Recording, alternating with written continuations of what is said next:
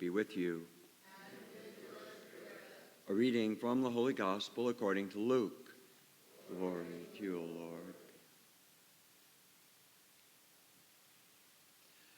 Jesus said to the disciples, "Be sure of this, if the master of the house had known the hour when the thief was coming, he would not have let his house be broken into.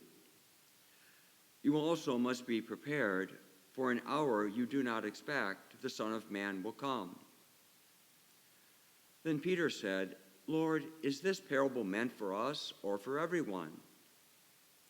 The Lord replied, "Who is the faithful and prudent steward whom the master will put in charge of his servants to distribute the food allowance at the proper time? Blessed is that servant whom his master on arrival finds him doing so. Truly I say to you, he will put him in charge of all his property. But if that servant says to himself, 'My master is delayed in coming,' and begins to beat the men and the maidservants, to eat and drink and get drunk, then the servant's master will come on an unexpected day and at an unknown hour, and he will punish the servant severely and assign him a place with the unfaithful. The servant who knew his master's will but did not make preparations nor act in accord with his will will be beaten severely. And the servant who is ignorant of the master's will, but who acted in a way deserving of a severe beating, shall be beaten only lightly. Much will be required of the person entrusted with much, and still more will be demanded of the person entrusted with more."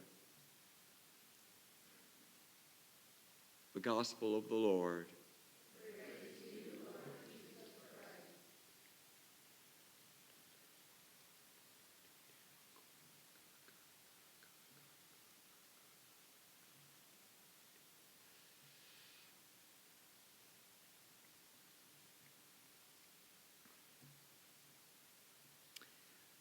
We really can't do much of great value on our own, can we? Really. I mean, let's be honest.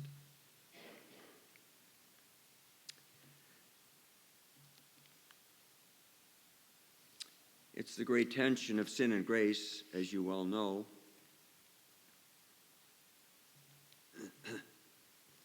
Lest I forget, today is the memorial of Pope John Paul II, who died on April 2nd, 2005, so 20 years now already. Wow, it doesn't seem that long, does it? He was elevated to the papacy on October 16th, 1978. Now, that sounds like a long time ago. All of us well know Pope John Paul. He was a very charismatic pope, loved people, people loved him, he loved families, he loved youth. He wrote extensively many pastoral letters, many papal documents. He promoted and finally promulgated the new catechism and the new missal, and many other things. Traveled more widely than any pope in history, and is quite rightly these days often called upon as an intercessor.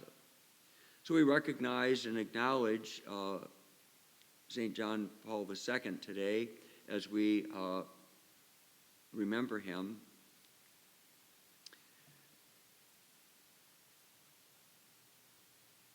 Who was the Pope before John Paul?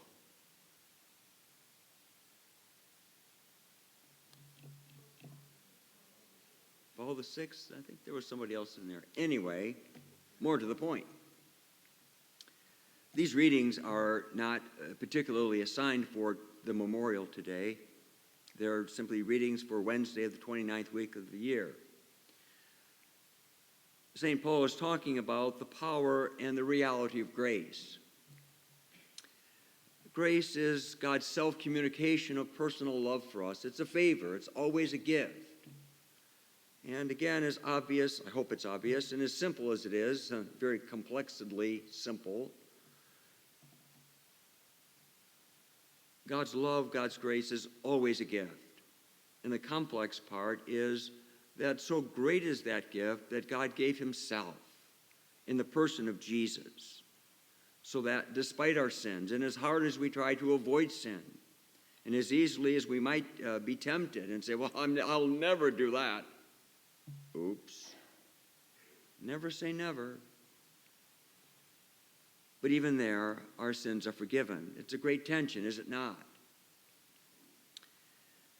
And that is one of the things I do particularly remember about Pope John Paul II, and particularly Pope Francis, and now Pope Leo, that they really seem to know and understand. They're not just speaking theology.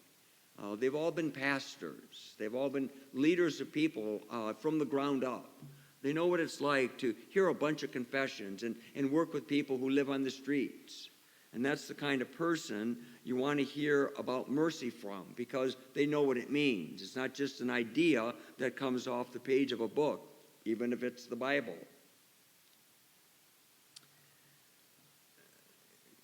We're all aware that the body is the avenue, as Paul points out here, is more often than not the avenue of our sinfulness.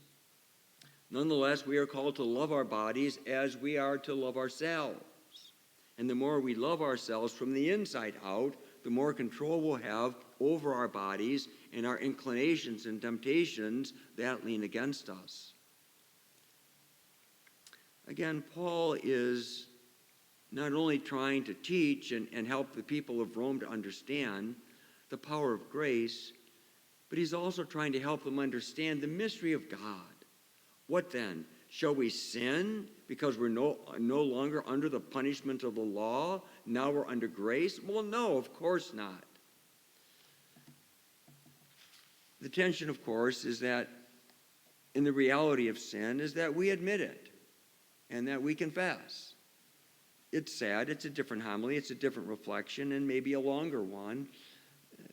Why fewer and fewer people, and there's some obvious reasons and some that are, well, we just get lazy, that people don't use the sacrament of reconciliation as often as we might. Maybe I don't go to confession often enough. But I try to be quite aware not only of my failures, weaknesses, and faults, but I do so in the mind and the heart, faith and trust of the mercy of God. Mercy is a grace. God's unlimited, freely given, unconditional forgiveness for the undeserving. That's mercy. Great reading. And nice that it's fitting on the day of the memorial of St. John Paul II. The gospel's a little different, and as I've said before, it isn't so much a parable. I guess it is a parable. I don't understand the severe beating, and then, well, just a light beating. Okay. I've said before, maybe it fits here. Isn't sin its own punishment? When you know you've done something you shouldn't have, or you're doing something you know you shouldn't be doing, you don't know how to get out of it, and it weighs on the conscience. Isn't that the punishment of sin? How many times have I said, God's not less God. God's not hurt. Oh, you're hurting me. It's not less God. We're hurting ourselves. We're diminishing the light of God within ourselves. Maybe there's a connection. If the master knew when the hour the thief was coming, he wouldn't let the guy break in. Maybe that's he's alluding to temptation. If we know we're in a situation or circumstance of temptation, and we're ready to recognize, well, this thing might happen, or this is kind of a place where I know I'm weak, if we're ready for that, then we're going to be like that master, and we're not going to let that temptation, whatever it is, soup to nuts, really. We're not going to let that in because we're going to be ready. We're going to be in the grace of God's saving love and presence. But again, Peter is so good at putting his foot in it for us. Lord, is this parable meant for us or for everyone? He's trying to say, well, was that really for us? Because like we're already with you. We're already important. We're already walking with you, and you're already teaching us directly. Like, is that really for us? Or is that like for everybody else? You know what I mean? I get to carry the keys. I stood next to the important one. That kind of thing. And so we have this parable. So lest we worry about what kind of beating we might get, let's just take the last verses. Could you consider today how much God has given you? Much will be required of the one entrusted with much. How much has God entrusted to you as a person, as a Christian, as a spouse, a parent, as a priest? And still more will be demanded of the one entrusted with more. We're not going to appreciate that or what that means until we realize in a maturing way, day by day, I hope, maybe through the course of our book study, are you growing? Is it challenging you? Is it all just head? Or are you growing as a person? Is it speaking to your soul? Is it finding its way into your hands and your words and your actions in life?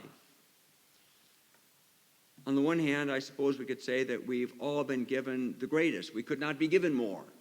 There's no more that God can give, really, in the dying and the rising of Jesus. But the particular gifts, charisms, calls, place, and position in life. Consider how much the Lord has given you. Maybe more particularly, think of those particular ministries to which you are drawn and you are working in. Do they give you joy? Do they give you satisfaction? Do you put your heart and soul into that? Do you really do it with love for the sake of the other or just because it makes you feel good? That's what the Lord's giving. He's calling us and He's using us, and we should be blessed by it because it's only by grace that anything is accomplished. What a great mystery. What a great blessing. Lord, open our eyes and our ears, and especially our hearts, to realize all that you have given, so we can not only be ever the more grateful, but all the more generous in our response to you through others. Praise be God.